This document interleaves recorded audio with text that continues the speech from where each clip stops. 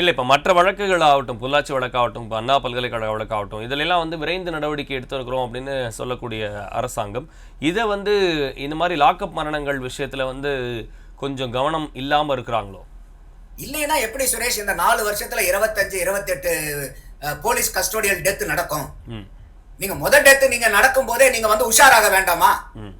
அப்ப இது நேரடியா முதலமைச்சருடைய பார்வையில வரும்போது இந்த கெட்ட பேரு பூரா முதலமைச்சருக்கு தான் வந்து சேருங்கிறது தெரியாதா?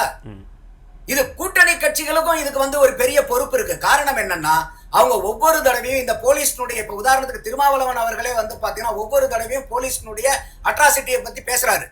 எங்களை கொடியை நட விடுறதுல மத்த கொடியெல்லாம் ஒண்ணும் பண்றதுல எங்க கொடியை புடுங்கிடுறாங்க, நாங்க மீட்டிங் போட்டா பர்மிஷன் கொடுக்கறது இல்ல, எதுக்குமே பர்மிஷன் கொடுக்கறது இல்லன்னு போலீஸா அவரு வசைபாடாம எந்த மீட்டிங்கையும் அவர் முடிக்கிறது இல்ல.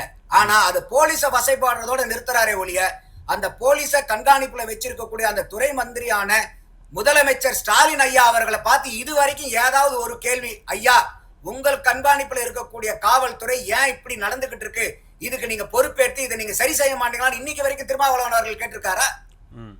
இல்ல அவங்க கூட்டணி கட்சிகள் யாராவது இன்னைக்கு முதலமைச்சர்களை பார்த்து கேள்வி கேட்டிருக்காங்களா?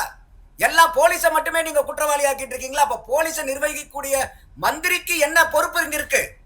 அந்த மந்திரி முதலமைச்சரா இருக்கும்போது இன்னும் ஒரு கூடுதல் பொறுப்பு இல்லையா அது?